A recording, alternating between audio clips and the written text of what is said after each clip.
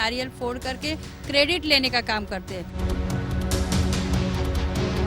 इंसान के हर कर्मों का रिजल्ट 5 साल के बाद आता है।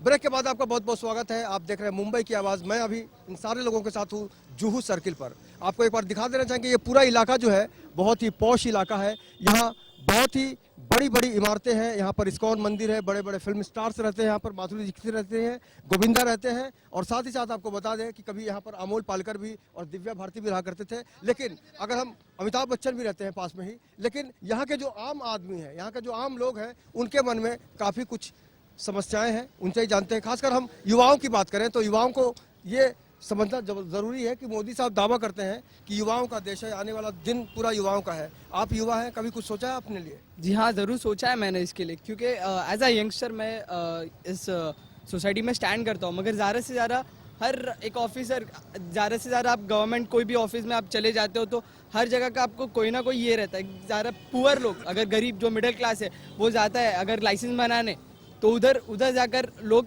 इंस्पायर्ड के अपॉइंटमेंट लेटर होने के बावजूद भी वहाँ पर पैसा लिया जाता है। हर जगह में ये ज़्यादा से ज़्यादा ये हो रहा है। गवर्नमेंट ऑफिस में सिर्फ नाम क्या है कि बीजेपी गवर्नमेंट आई है, मगर गवर्नमेंट आने से क्या होता है, मगर उसको इनकलकेट करना चाहिए, उस वैल्यू को इनकलकेट करना चाहिए। मगर ये आज के युवा में ये शक्ति दिख रही है, क्योंकि शिवसेना एक ऐसा एक चीज़ है, संगठन है, जिसमें क्या लोग अपना स्टैंड ले सकते हैं। जाकर बोलेंगे तो ज़रूर उसके लिए वो लोग कार्रवाई करते हैं। अगर ये प्रोसीजर भी नहीं होता है तो हमारे पास लास्ट एक ऑप्शन होता है जो आरटीआई के थ्रू में हम जैसे युवा जो एजुकेटेड है उनको एक चांस मिलता है। आरटीआई से ऑफिसर्स को हम बराबर सबक सिखा सकते हैं। और मेरा एज अ यंगस्टर मेरा ये मानना है क्या, युवा सेना जो कि मैं आज ये युवा सेना को ज्वाइन करने जा रहा हूँ, क्योंकि मैं सोसाइटी में एक स्टैंड लेना चाहता हूँ। इस सोसाइटी में ये स्टैंड लेना चाहता हूँ कि जितना भी करप्शन ऑफिसर्स है, बीएमसीज हो गए, आरटीओ हो गए, पुलिस स्टेशन हो गए, अगर आपको पुलिस स्टेशन में जाना हो तो 10 पब्लिक का सपोर्ट लेना पड़ता है, मेजॉरिटी। अगर आप अकेले स्टैंड लेना चाहते हो तो आपको जाने के लिए मना करते हैं। सीधा बड़े से बड़े ऑफिसर्स बोलते हैं कि नहीं, तुम नहीं आ सकते हो क्योंकि तुम उस पोजीशन के नहीं हो। अगर कोई बड़े ऑफिसर को, किसी को, नेता को फ़ोन करे तो जाकर कंप्लेंट लेते हैं। तो ये सब सारी चीज़ कंप्लेंट ख़त्म होना चाहिए। ये क्या एज अ यंगस्टर मेरा मानना है कि सबको इक्वल जैसा राइट्स मिले। अगर हम सुरक्षा की बात करें तो कभी आपको लगता है कि आप बिल्कुल सेफ हैं?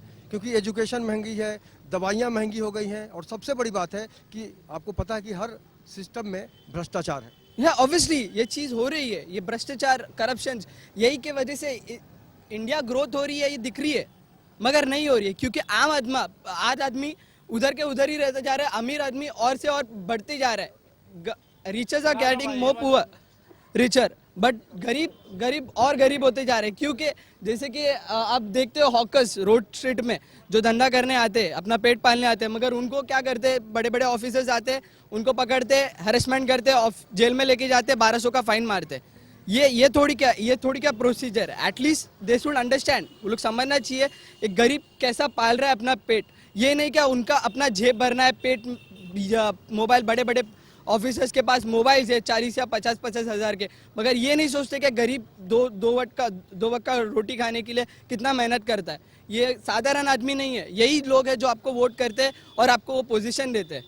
अगर हम इलेक्शन की बात करें, जाहिर तौर पर आप ये नहीं बताएंगे खुलकर आप किसको पसंद करते हैं, लेकिन वोट देने के पीछे जो सोच होती है वो किस तरह की होनी चाहिए युवाओं को, अगर हम ध्यान में रखें तो?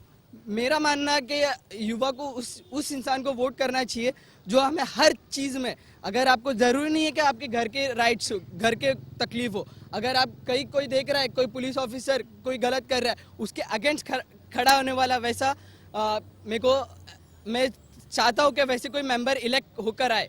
और ये सारी चीज़ से शायद से डेवलपमेंट होने के चांसेस है, कि करप्शन एक ऐसी चीज़ है कि उसके बढ़ना बहुत बोला तो बहुत कठिन है आज के टाइम पे। आपने थोड़ी देर पहले कहा कि आप युवा सेना ज्वाइन करना चाहते हैं, और युवा सेना से जुड़े हुए जो लोग हैं वो ही सत्ता में बैठे हैं।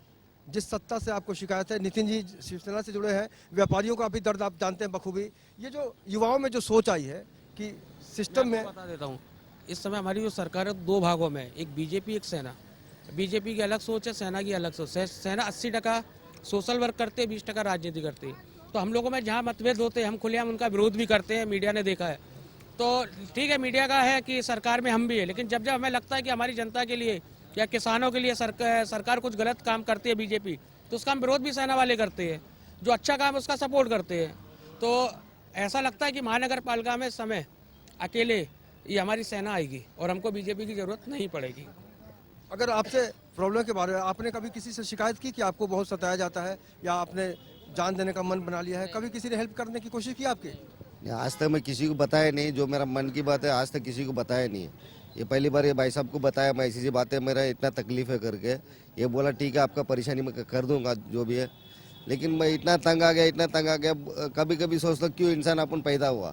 ये गरीब को मतलब अभी आजकल मुंबई में रहना मतलब नहीं है।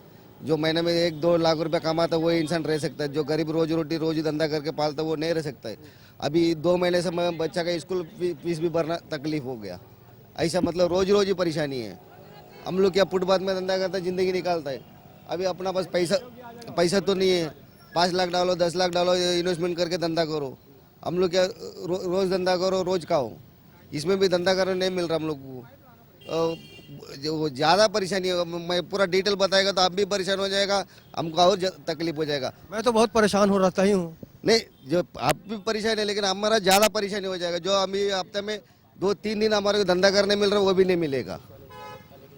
ये जो परेशान होने की आप बात कर रहे हैं, निश्चित रूप से कहा जा सकता है कि एक आम आदमी जो देश की आर्थिक राजधानी में रहता है, 25 सालों से व्यापार करता है, धंधा करता है, लेकिन अगर जुहू इलाके में इनका जो हम रिश्ते की बात करें तो 1 साल से यहाँ पर ये काम कर रहे हैं, उसके बावजूद इनके मन में कॉन्फिडेंस नहीं है। आपने भी यहाँ के बहुत सारी समस्याओं को देखा है। ये जो भाई साहब बता रहे हैं, क्या आपको लगता है कि हमारा सिस्टम कहीं ना कहीं से इस आदमी की तकलीफ को नहीं समझ रहा है? आदमी क्या सुनेगा, गवर्नमेंट नहीं सुनती है।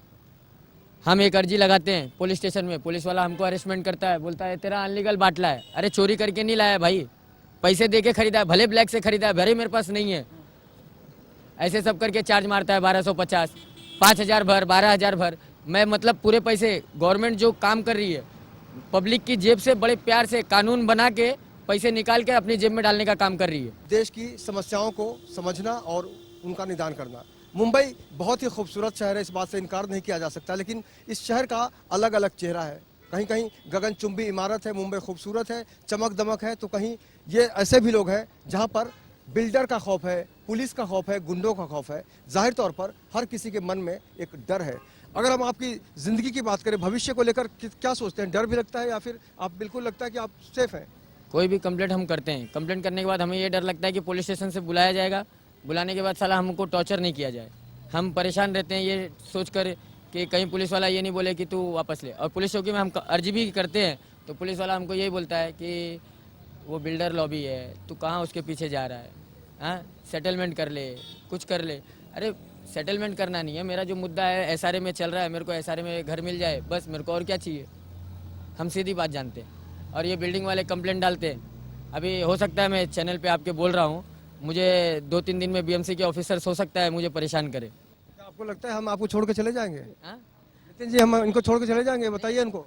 सुनो, मैं बताना चाहता हूँ चैनल 1 के माध्यम से और 11 चैनल के बीएमसी ऑफिसर की औकात नहीं है। अब ये बोर्ड और ये लग गया ना, और ये दुकान जो खड़ी है ये वादा करते हैं कि एक ईंट यहाँ से उखाड़ के दिखाए, मैं राजनीति 17 साल की अपनी राजनीति छोड़ दूंगा। इनको मैं आश्वासन देता हूँ ये बात का।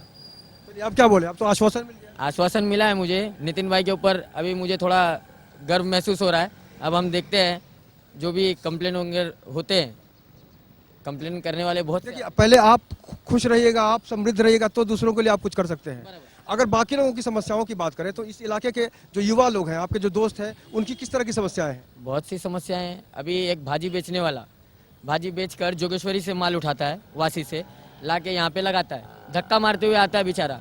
लेकिन शाम को बस स्टॉप पे जैसे ही लगाएगा वहाँ से पुलिस का गाड़ी आएगा, ए भाजी वाले साइड लो, 1200 भरो। 1200 तो वो माल के पैसे ही आपको दे रहा है, तो वो घर पे क्या लेके जा रहा है? धक्का मार के वो आ रहा है तो उस टाइम पे धक्का मार के एक ट्रैफिक वाला भी उसको हेल्प नहीं करता है कि भाई तू थोड़ा आगे ले ले, बोझा ज़्यादा लदा हुआ है, थोड़ा आगे ले करवा दूँ, ये सोचता नहीं है कोई। लेकिन चार्ज मारने के लिए गवर्नमेंट सरकार ने बड़ा अच्छा नियम निकाला है, ले लो 1250 इनसे ले लो, कैसे भी आवे अपने खाते में आवे। नितिन जी, ये इस तरह की जो समस्याएं हैं कि गरीबों को जो परेशान करने की कोशिश है, आपकी संस्था ने कभी कुछ तय किया है? देखिए ऐसा है, मैं एक ही वर्ड बोलता हूँ, अगर व्यापारी हमारे साथ जुड़ जाएगा, उसको मान सम्मान और उसकी रक्षा करने का मेरा अधिकार है। अब ऐसे पूरे देश में समस्याएं हैं, लेकिन मेरे तक नहीं आ रही है तो मैं उसका कोई रुझान नहीं कर सकता हूँ। मेरे सामने अन्ना की समस्या आई है, उसको निपटाएंगे। यहाँ की और भी समस्याएं हमने संदीप को बोला हम करेंगे, यूथ के लोगों ने बोला है उसको भी हम निपटाएंगे। लेकिन जब तक चीज़ें सामने नहीं आएंगी हम उसका कुछ नहीं कर सकते। मैं लेमन चैनल के माध्यम से फिर बोलता हूँ, कोई भी समस्या है, हमारा कार्यालय है, हमारे टेलीफोन नंबर है, आप हमें लिखित में दो। मुँह जबानी सरकारी काम कुछ नहीं होगा, आप हमें लिखित में आपकी शिकायत दो, हम शिकायत आपकी जिस अधिकारी से होगी हम वहाँ तक पहुँचाएंगे और आपको न्याय दिलाएंगे। ये मेरा पूरा वादा है। अगर आपके काम में बीजेपी वाले रोड़ा डालेंगे तो कैसे टकराएंगे उनसे? अरे उनकी औकात क्या है यार, उनको बड़ा करने वाली हमारी सेना है। वो आज बड़े, लेकिन यहाँ पे हाथ किसने पकड़ाया था? बीजेपी को, सेना के लोगों ने। सेना की टक्कर कौन कर सकता है? किसी की औकात नहीं है। ये छत्रपति शिवाजी महाराज जी की पार्टी है और हमारे स्वर्गीय बाला साहब ठाकरे जी की पार्टी है। इनकी किसी की हैसियत नहीं कि बीजेपी या कोई भी हमारी सेना के लोगों को टक्कर दे दे। कितने लोग ये चाहते हैं कि आने वाले दिनों में उनकी जिंदगी बिल्कुल खुशहाल हो और कोई तंग ना करे? कितने लोग चाहते हैं? हाथ उठा के बताइए। तो यही है, ये मुंबई के लोग हैं और यही चाहते हैं कि आने वाला जो दिन हो सुखद हो, खुशनुमा हो, क्योंकि आम आदमी बिल्कुल यहाँ पर टैक्स देता है और उसकी जिम्मेदारी सिर्फ यही है कि मुंबई को विकास में अपना योगदान दे। लेकिन अगर हम समस्याओं की बात करें तो वो जस की तस खड़ी है। आज के इस सफ़र में इतना ही। अगर आपके आसपास भी कोई समस्या है तो आप हमें फ़ोन कर सकते हैं। आज के इस सफ़र को ही विराम देते हैं। कल फिर मुलाकात होगी किसी अलग मुद्दे के साथ। तब तक मेरे कैमरामैन रविंद्र पवार के साथ मुझे यानी अवनिंद्र आशुतोष को दीजिए इजाज़त। नमस्कार।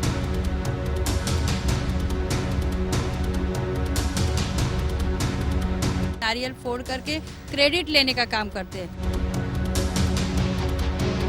इंसान के हर कर्मों का रिजल्ट 5 साल के बाद आता है।